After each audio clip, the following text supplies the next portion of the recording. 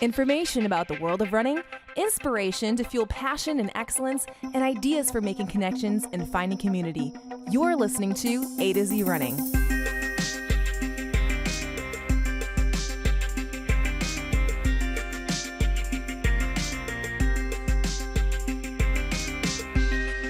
Hello, everyone, and welcome back to the AtoZrunning podcast, where we help runners thrive. I'm Andi. I'm Zach.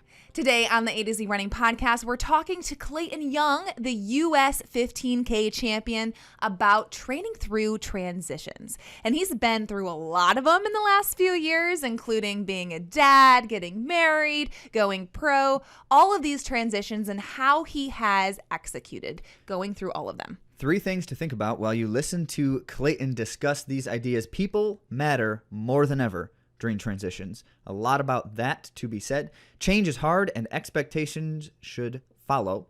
And anticipate new obstacles. We'll be discussing all 3 of those and more with Clayton shortly. But before we get to that, remember to follow and subscribe. Head to AtoZrunning.com. Look for the word follow. Subscribe at all the places where you listen or watch, like YouTube. And then be sure to set your notifications so that you don't have to come find us. We'll come find you. We're really good at finding you, too. And we want to always share and interact with you and your thoughts and ideas. So comment, question, all that kind of stuff. John Cody recently in a side conversation with me, was sharing a great tip that we wanted to bring to you all. We were talking about the stuff that you need when you're running, and he just casually mentioned what he calls his running stuff bin. He has a bin in his house near where he leaves to go for his runs, like where his shoes are and such. And in that bin is everything you might think would be in a running stuff bin. Headlamps, hats, gloves, the lube, the sunscreen, all the good stuff. Well, definitely a great tip for all of us. Have a running stuff bin somewhere near where you head out to run, so that, you know, those last minute things that you always forget, like me with sunscreen, which is why I'm just a little bit rosy today on the shoulders from a recent long run. So yes, good tip from Cody and much appreciated. And I know many have talked about things like that with their car too, like their to-go like running package. Yep. Yeah, all of that is great. Absolutely. I love ways to stay organized because I'm not a naturally organized person. Zach can attest to that. So speaking of things you need for every run, let's talk about Exoskin. Great transition. Andi, Exoskin, seamless athletic apparel to keep you comfortable in any conditions. All right, check it out. This is 100% made in the USA, veteran-owned company. Every product uses their patented rapid dry copper materials, which are, get this, polytetrafluoroethylene, the most common formulation within Teflon, and of course copper as a combination. And why does that matter? Because these things hate moisture, dramatically reduce friction, virtually eliminating chafing and blisters, and of course all of those just uncomfortable hot spots that you get from your running apparel. So there's so much to be said about Exoskin, but of course the most valuable thing that we can share with you is that we've tried it. And it works. Yeah, so I did something that most people would consider to be risky, and I wore these toe socks for the very first time on an hour and 30-minute run. 90 minutes in toe socks. I know, and it was awesome. Like I didn't even notice it. And that's really where you want to be at when you're thinking about new socks and running. You don't want to have to think about it, not for a minute. And I actually get usually blisters between my toes while running because they rub together. I don't know all the science behind that, but I do know that they know the science at Exoskin, and I didn't have any problems at all wearing these even as brand new socks on an hour 30-minute run. So, and in my own experience, I wore the compression shorts and I put them straight to the test. First time wearing them, I wore them for an over 2-hour run and had no issues whatsoever, which is incredible because every pair of shorts that I wear for the first time gives me some kind of chafing, and these didn't not. Yeah. That means something, folks. Yeah. Now, of course, Exoskin has a full line of apparel, including shirts, shorts, tights, underwear, liners, and shorts like that. And then, of course, many different variations of socks, the compressions, the ankle high, and all of the above, with the toe socks as well. Now, every product is backed by a 30-day money-back guarantee, so you can try it as we did, and of course find it wildly successful as we did. But if you're not convinced, you can return for a full refund. And what is that full refund giving you? Well, it's 20% off regular price because you are going to use our code A to Z. A to Z gives you 20% off anything on your order. Yeah. Good stuff. Well, we recommend it, and we'll be sharing more about ExoSkin in the future. And if you're watching via YouTube, you got to see a couple pictures of us sporting it. Yeah.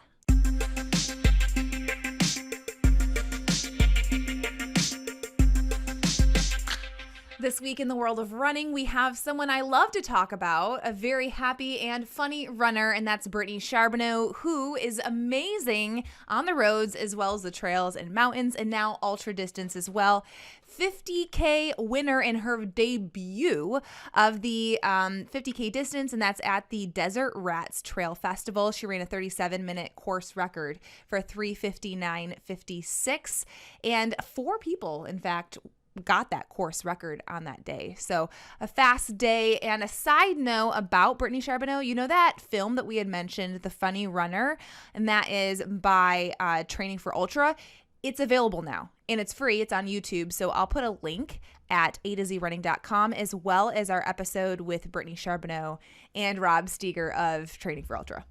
Lots of interesting content surrounding that update. So let's take a dramatic shift and jump over to the track in Australia instead of the trails in the United States. So the Australian Track Championships happened. This would have been April 18th in Sydney, Australia. And based off of the report from Athletics Australia, some interesting things going on. One thing to note here is that it's kind of complicated who's qualifying for the Olympics and when and how. But in this particular event, there were a number of qualifications because as they go, if you have the world standard and you win the championship event, then you get an automatic qualification. So that one person for sure goes.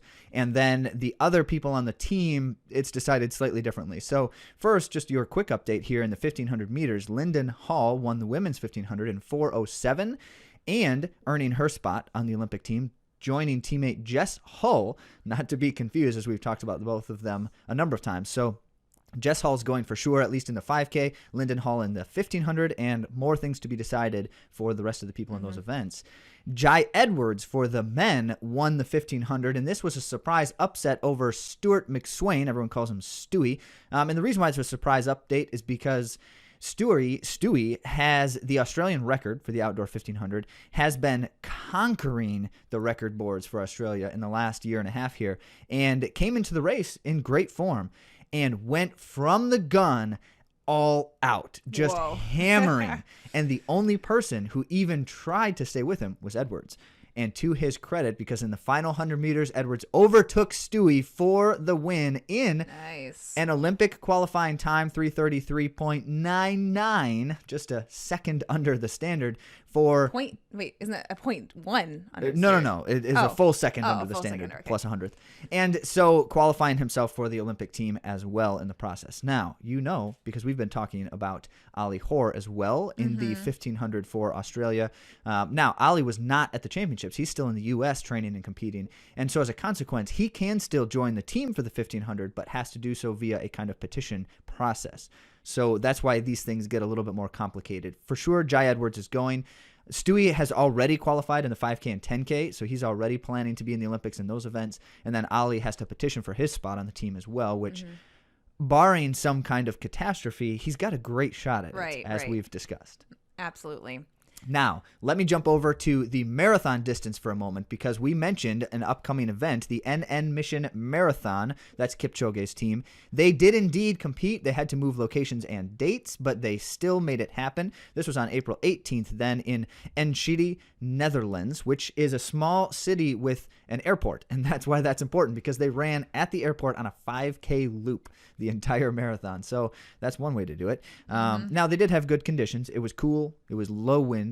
And as a result, times were reasonably fast. However, there's some kinds of caveats involved here. First, let me just give you the update. Kipchoge won the marathon, which was a good thing. You probably have seen that. You may or may not have seen that. See, everyone's talking about it. Now, I have beef with how everyone's talking about it, and I'll express that in a moment. But he ran 2:04:30. 3 minutes shy of his marathon legal PR. So that's not saying much. But he did win by over 2 minutes as well, which matters because these other guys in the race, these weren't, shabby runners by any means. Second place did run a 5-second PR, though, which is not bad. The two of them had to run mostly alone as the pacers set out. Apparently, in the second 5K of the race, they decided to go for broke and started running world record pace for only that 5K, and then they slowed back up again. Not quite sure why. There might have been an intentional instruction there to do that. Like a workout? Nobody really knows exactly, but they did that, and as a result, only Kipchoge and in second place his teammate were the only two that were still with the pacemakers. So it was just a two-man race the entire time, minus one of the pacemakers who stayed in the whole race and finished in fourth place. Fourth place, yeah. Yes. So good things there as far as, Kipchoge looked good, ran a decent time, and won a race handily, which is all very nice. But what I have a problem with, and I mentioned I was going to share my beef, is everyone's talking about, like, Kipchoge's back. He's back with 7 A's and all of this kind of stuff. That doesn't tell you he's back, by the way. It doesn't, objectively, because Kipchoge can run 3 minutes faster than that on a good day, and he slowed down the entire race. Every 5K was slower from basically that super fast one on. Not marginally slower, but the point being he was not tested. And so you can't look at that and say he is definitely back. I wanted to know your critical point there, because I'm like, he won and it was a fast time, and now he's going to the Olympics. So but he can was say he's not back. tested. He wasn't tested. Okay. The question remains, what happens to Kipchoge when at mile 26 someone decides to drop a 14:25K? And that is not a question with an answer yet, because that's what happened in London, is they put the heat on late and he couldn't hack it. Now, they all say there were other circumstances at London, and that's why that happened. Right. Doesn't matter. We don't know is the answer. So we're going to find out probably at the games. And that will be exciting. Yes, absolutely. So many amazing marathoners in our world today, and in our country too. And just a quick note about the women's race in the NN Mission Marathon. There were a number of athletes competing to try to run the world time, and they did. 10 women ran under the world standard, 2:29:30, which was solid. Winner was from Germany, Katharina Steinruck, who went 2:25:59. Oh, very good. So in Texas, the Michael Johnson invite took place on April 17th. Athing Mu, who we've been talking about quite a bit this season of racing, she now holds the outdoor NCAA 800-meter record, and that was done in a blazing time of 1:57.7. Ooh. Yes. That's almost a second and a half faster than the previous record. Which is a lot in an 800-meter run. And we weren't surprised that she got this record, because she now holds the indoor 600, indoor 800. I think there's a 4x4 or 4x8 in there too. Yeah. And then now this outdoor 800-meter run. Solid. So 4 NCAA records, 3 individual records already in her debut collegiate season for Texas A&M. That's incredible. She's a fun one to watch. So next up, we have something that we've been raving about on social media, because Michigander Des Linden did get that 50K world best time in her debut in the 50K distance. Now, world record, I want to call it a world record because it is, but it's not officially recognized. That distance, the 50K isn't, but it's considered to be a world best. Whatever. I mean, whatever. It's still very fast, and no one's run faster. The fastest that anyone has ever run in the distance for a female athlete. And how fast is that, Andi? I know. How Under fast? 3 hours. Under 3 hours. For 50K. Wow, I know. That's 31 and change miles. Yes. Okay. And that was 5:47 per mile pace. Excellent. Yes, and that's over a 31.1 mile distance for those of you who aren't familiar with the 50K. And we have to remember that Des is a 2-time Olympian. She's the former Boston Marathon champion. She is the Boston Marathon champion from 2018. Yes. I don't like the former thing. That makes no sense. sense. I read that, you're always a former. I've said this before. You're always a former champion. Anytime you've won something, you are then a former champion. It makes no sense to say the word former champion. Right. So she is the 2018 Boston champion. And now she's set this ultra marathon world record, world best. And the previous record was 3:07. So she crushed it. And again, like that 5:47 per mile pace was a super impressive clip. And of course, she's like the metronome. So she did a very good job executing the entire run.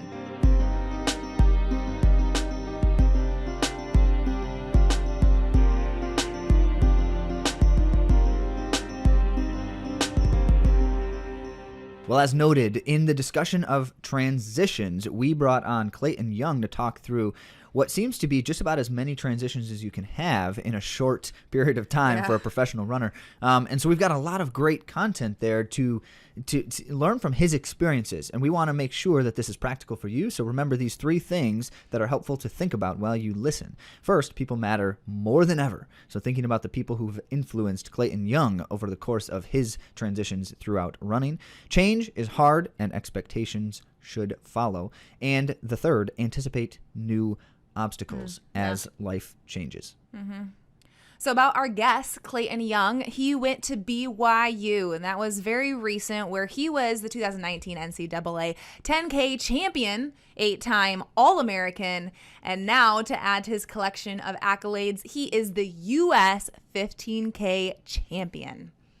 He's run some super impressive times. I'll put more on AtoZrunning.com if you want to check out more of his bio there. A couple of them, though, I did want to note his half marathon is 1:03:40, and his 15K where he won was 43:52. So let's get to our conversation with Clayton Young. Hi, Clayton. Welcome to the AtoZrunning podcast. We're so happy to have you. Thank you, Andi and Zach. I appreciate it. Thanks for having me on. It's a pleasure. Yeah, well, the pleasure is definitely ours, and congratulations are in order. We just gave our audience a preview of you, but it's so fresh and so exciting. Congrats on that U.S. championship, the 15K winner. Amazing. Thank you. Thank you. It still hasn't set in, so it's I appreciate it. I'll take all the congrats while I can before the magic runs out. Right. It's not going to run out. You're just getting started. You got the magic. That's true. I've always appreciated, and I don't know who first said this to me or if I read it on a quote online or something, but there is value and importance in that moment of, those successes like that, to be able to stand on top of the mountain, whatever the size or position of that mountain may be, but stand on top of the mountain and appreciate the view for a little bit. I think that's what Abdi was talking about. Because we yeah. had Abdi on the show, and he was talking about... He was indeed. Yeah, and taking Dathan in the has view said from it the mountain, before, yeah. and so there's good names behind that advice, and so we can always appreciate it. So hopefully you feel like you are able to enjoy that view a little bit. Mm-hmm. Those are good guys to follow in the steps of. I mean, I've been following Abdi and Dathan for years, and so it's those are good guys to remind me, to enjoy the moments, because they don't last very long, and running has its highs and lows, and so enjoy it while you can, but don't dwell on it too much. Absolutely. That's awesome. Well, we're talking about transitions today, and you've been through quite a few in the last few years. And as we talk about this topic, I would love to unpack how you go through them and kind of your process, because it can be difficult. And I know all of us have been through transitions this year because there's numerous variables that have been thrown our way.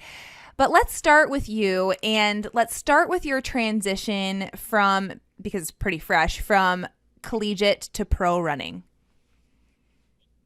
Yeah, that's definitely a good transition to highlight. I think a lot of people think that it's peaches and cream, that it's all smooth going, and that it's an easy decision to make. But probably one of the biggest decisions I made, and probably one of those that I've maybe looked back most on and tried to wonder, was it the right decision, right?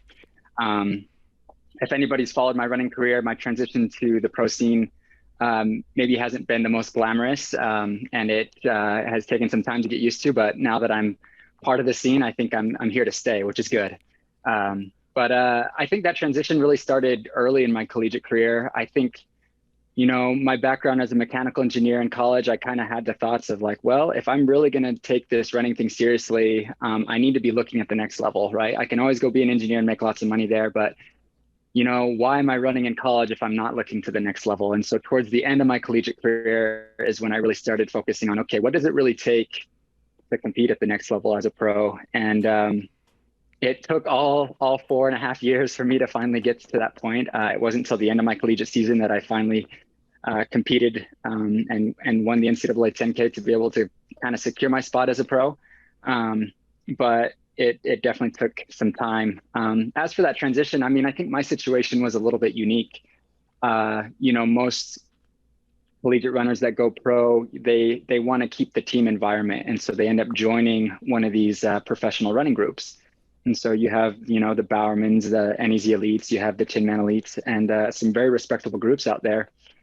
And I for consistency and keeping that all streamlined, I think it's very valuable. We thrive in teams for a reason. But my situation was definitely a little bit unique because I decided not to join any of those teams. My philosophy was a little bit different in the sense that I wanted to keep all those doors open, and I wanted to see what all the options I had in front of me that my agent presented. But at the same time, I kind of nonchalantly told him what I had here in Provo and kind of the team that I had around me already. And so as I kind of continued to explain that to him, trying not to convince him, honestly, I told him about my coach, Coach Eyestone, 2-time Olympian, NCAA 10K Triple Crown winner. I've got training partners like Jared Ward, Connor McMillan, Connor Mance that I can still train with. I've got my family and their support. And then I've got BYU and my master's program that I can pursue. It's just, it kind of ended up being a team in of itself, maybe a unique kind of team. And so that transition maybe was a little bit different than most, but it definitely was a transition of like, okay, I still need to associate myself with BYU, but I also need to separate myself as a professional athlete. And so it's definitely been a challenge. With each, I think change is good, and I think transition is good, and moving to the next level is good, but it also takes a certain amount of leaving the past behind a little bit. So I've kind of had to let go of BYU a little bit, but also let that magic propel me forward into being a professional runner. Mm-hmm. In that letting go, is there anything specifically that may have or is proving to be the hardest thing to lose from that experience previously? Yeah, I think the biggest thing comes race day when you realize you're probably running. Yes, I try to say I'm running for something beyond myself, that being like my family and my sponsors and those that are supporting me, my coach, and even my BYU teammates. But there's that lack of team aspect, right? You don't have, you're not on the toe of a cross country line where there's only 7 guys and every point matters. There's that lack of that you kind of got to let go and maybe be a little bit more selfish. But I think there's also kind of that brotherhood that I still try to associate with all the time. But there's times when I realize I'm amongst a bunch of BYU collegiate guys that are almost a decade younger than me, that I'm like, wow, I'm a married guy and have 2 kids, and I need to kind of let this go. Still build on that brotherhood with some of those upperclassmen that I've really been teammates with once before, but let them enjoy the college life scene and let me enjoy the family time that I have.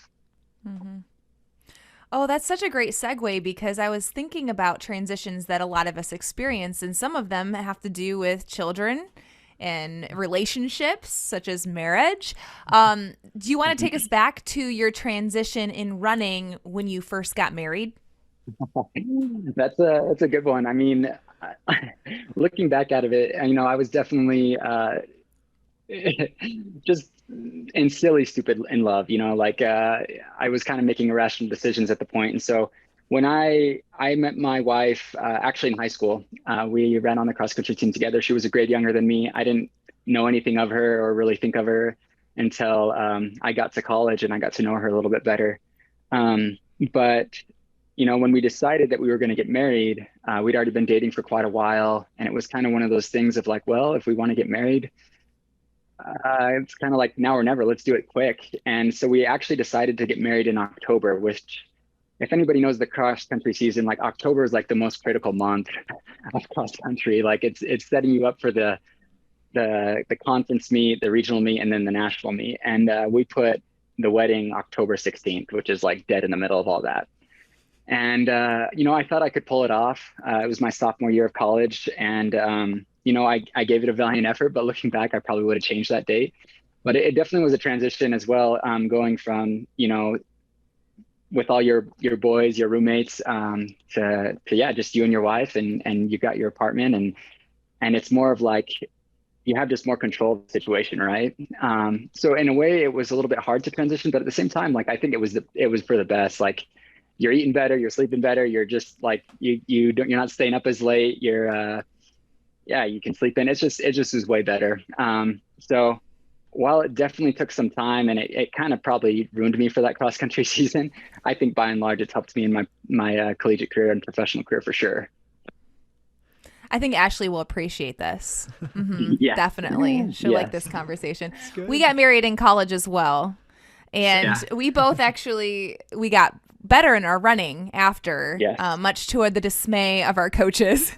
So I'm gonna have to like amen that, being able to have Amen. some sort of routine, you know, and I think a lot of collegiates will be doing a lot of extracurriculars. So Yes. I like this. This is good. I'm on this wavelength with you. So yes, that was a big transition, and then you had a child. So will you talk us through the transition of having a kid and sleepless nights and all that entails? Yes, let's give some more credit to Ashley, right? Wow, Ashley's been a rock in all of this. You know, even from when we got married, she supported my goals, and I think that's another transition you can talk about. You know, as you two were married, I'm sure you guys were able to support each other and talk about your goals and running all the time. And while Ashley isn't a collegiate runner or professional runner, she was once a runner, and she definitely shares the same goals and desires I do, and so she's definitely been motivating in that regard. As for having a family, she's always been a family person. She's always wanted to be a mother. And while she did get her degree at BYU, I think ultimately it was just to set her up for, the inevitable of being a mother. And also if things happened, if she needed to, step in and into the workforce. But we brought Lucy into the world January of 2019. So it was right at the beginning of my senior season of track. Right as we're going into indoor season, and it definitely shook us up a little bit. You talk about sleepless nights. I definitely had some sleepless nights before as we were like getting ready, and then once we had the baby, I think there were for sure some sleepless nights. But I honestly have to hand it to Ashley. Like, she understands the importance of recovery and sleep, and what that means for me as an athlete. And so, I could help all I wanted during the day, but during the night, she wouldn't have it. She had Lucy all to herself. And so she let me sleep. I slept like a baby, just as much as Lucy did. And I got to credit her for that. But, it definitely also brings like the perspective of running for something beyond yourself. I have these aspirations of being a professional runner, and okay, now I got this family to provide for. So there's a little bit more on the line there, but I try not to let that pressure me too much.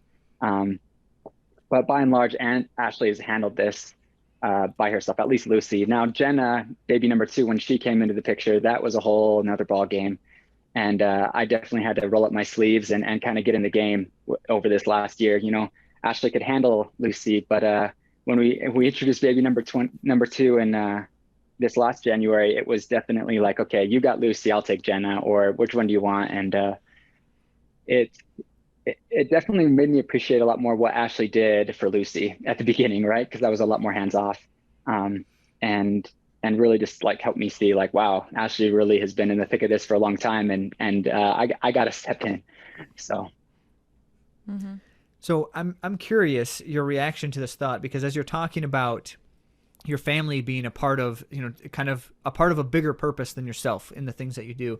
And I totally agree with that. I think that's a huge thing that often is felt, but not necessarily consciously in our minds when we think about like our running and such. But one of the athletes that we coach currently said to us when we first started working with her that part of her motivation for wanting to be more disciplined in her running was to be a good example for her kids in what it looks like to be a disciplined fitness and athletic pursuing person, and be able to show that kind of a lifestyle to her kids. And I'm just curious your reaction to that aspiration that she articulated. Yeah, I think it's definitely an aspiration that's kind of growing on me. I think it has taken me some time to like really realize like, yeah, Lucy and Jen are going to grow up one day and they're going to say, wow, what did dad do for a living? Wow, he's a professional runner. And what does that mean? And will they look at that in a positive light or a negative light? And kind of what is the example or legacy that I'm leaving for them? But I think more so, I think it, I look at other great family runners that are all around me. Like I look at the Halls, like, Sarah Hall and Ryan Hall, like, and just the family that they've been able to develop, and the inspiration and more or less example that they've given to their daughters. Like, it's been really cool to follow their journey. Or I even think of my teammate Jared Ward.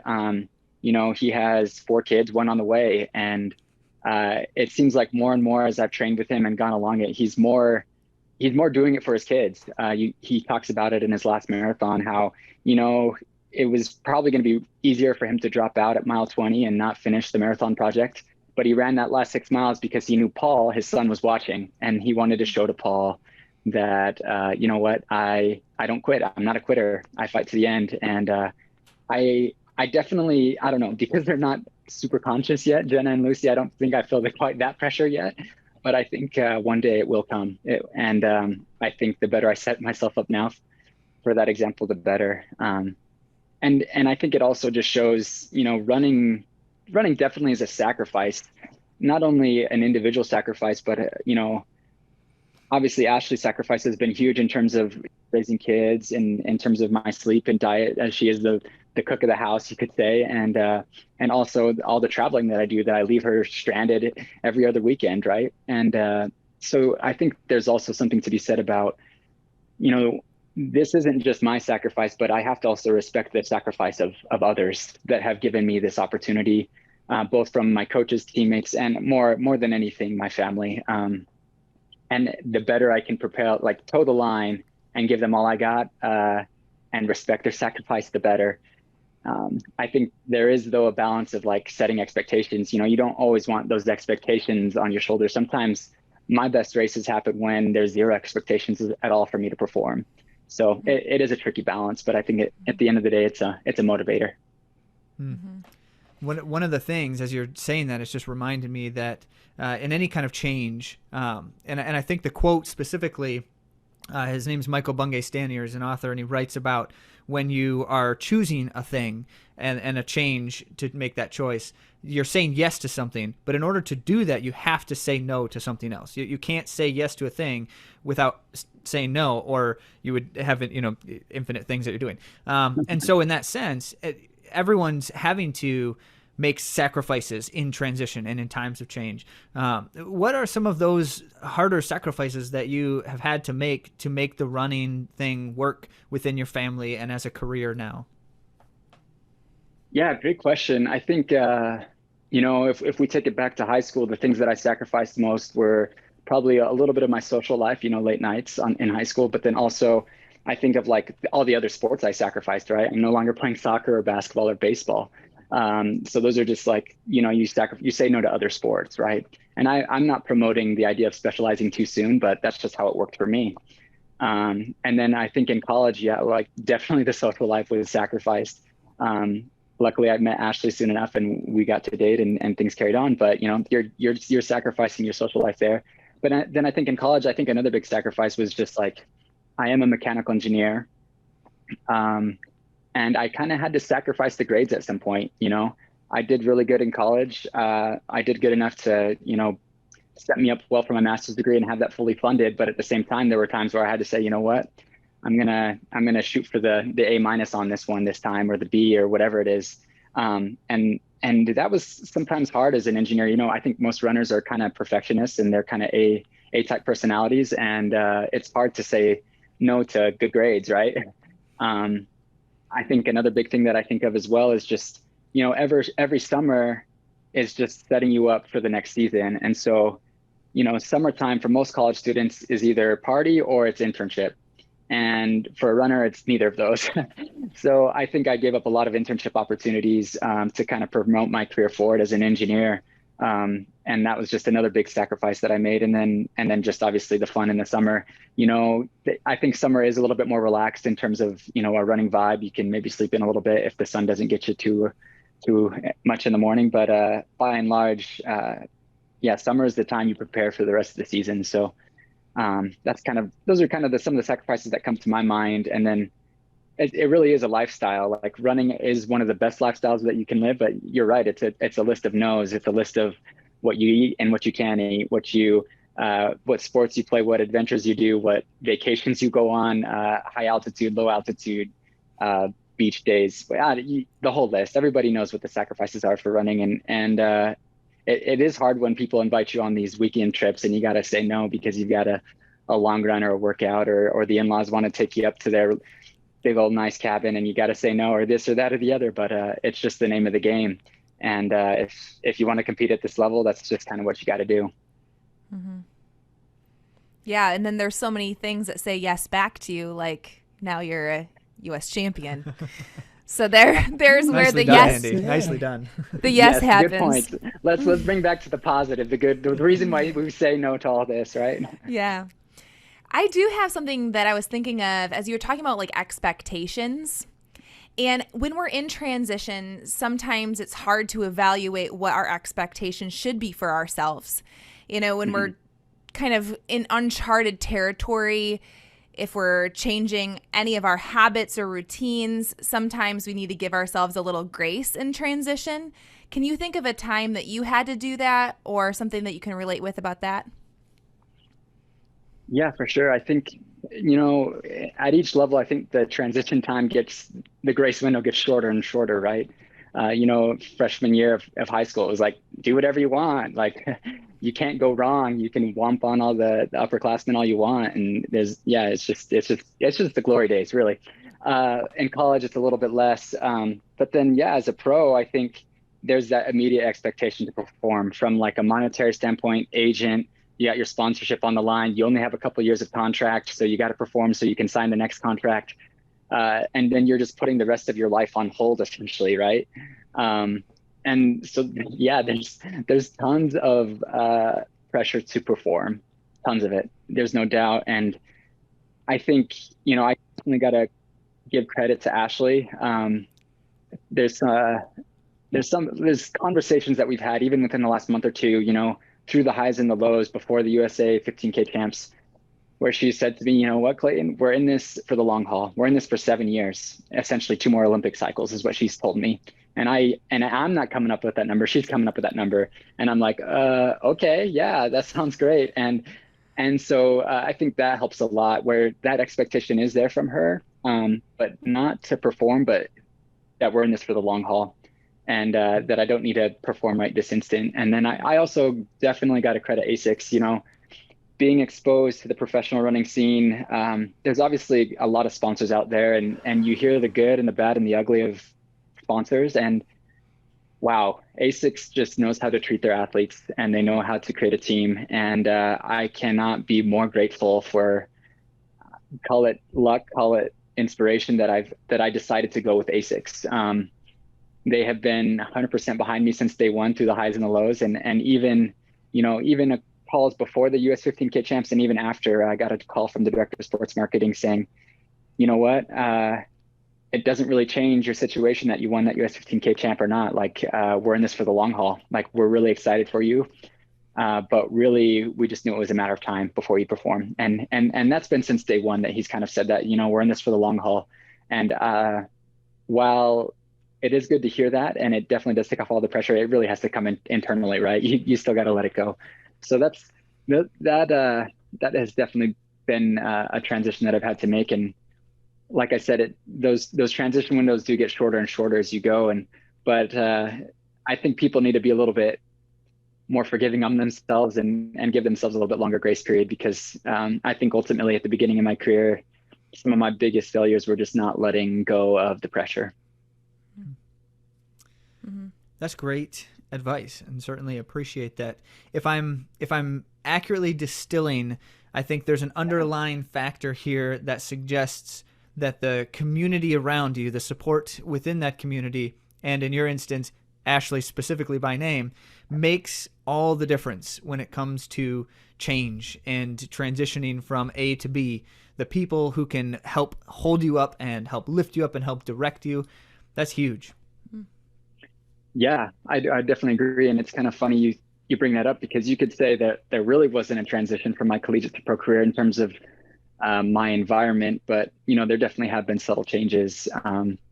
And it might not be a change of location, but it is definitely a change of expectation and a change of perspective. Mm-hmm. Wow, that was some good stuff. Is there anything else you want to leave our audience with? Any nuggets of wisdom that have been burning inside of you that you'd love to share? The one that I always fall back on is just what my coach used to always say. And, when going through transition, it's just really all about being consistent and enjoying the journey. Those that do follow me, that my journey hasn't been the most linear, and it hasn't been the most pretty. But as my coach says, as you are consistently competent, you will eventually be excellent. C squared equals E squared. That's what he always tells us. Consistent competence brings eventual excellence. And so it's really just holding on to, like, kind of as we started this podcast, remembering those moments of when you were on top of the mountain to carry you through the valleys to the next mountain. And so you can stay consistent through the hard times, through any transition we're going through. Well, that's rich. Thank you so much, not only for the wisdom in sharing, but also for the time.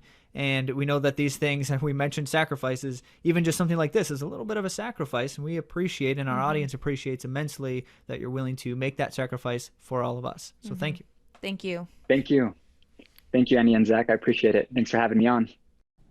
So it is true that transitions are generally the hardest times to train well. And you heard Adam Homolka say in a recent episode in terms of our health that also tends to be the time when we get hurt the most easily. When anything is changing, change is difficult because our bodies love routine. Not just our bodies. We as humans tend to enjoy routine. And so the key then is finding the new routine and new priorities and determining where running fits in this new order. And that's important because as we talk so often about thriving, the value that running has is vastly diminished when it starts to have negative impact in some way. And so during times of transition, one of the most important things that we do is we identify where the new place or the new fit for running is. And in many instances, that takes a bit of time and patience. I'm not following the routine I want to follow yet, and I'm frustrated because I couldn't do the thing I wanted to do or it didn't work out in the same way. All of that is to be expected. Something that I took away from this conversation with Clayton was his admiration for Ashley and how they work together to make this possible. And I think about how a lot of us as runners are really independent. We don't want to ask for help. In fact, next week we'll talk a little bit about this, but I had a hard time asking for help when my kids were born. And it's just a very difficult thing as people who would want to appear strong. I don't know if you have a problem with that, but I'll say I have a problem with that sometimes. I want to appear strong and like I can do it myself. And I think it's really beneficial to be able to lean on people, to trust people with our stuff. And I love that Clayton talked about that, and he shared his experience with marriage and having kids that played a part in his running journey. Absolutely. So, Andi, do you Photoshop bigger muscles onto yourself in pictures of yourself so you can appear strong? I don't, but I don't know if I'd have the skills to make my muscles bigger. It might look a little silly. Just not sure how else you would make yourself appear more strong than you are. So next week, what we want to do then is really make this practical because all of us experience any number of what might be considered the most common transitions. Things like family changes, things like moving and just going different places, living different places, jobs, school, health.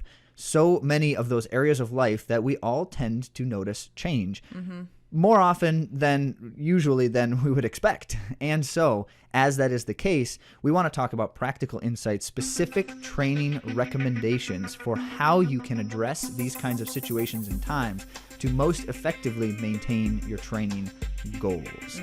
Coming up next week. And you might hear some true confessions from the Ripleys on things during our transitions, things we did well, things we did not do well during transitions. But all that is coming to you next week. Before we leave you today, I do want to mention that 20% off you can get at ExoSkin with the code A2Z.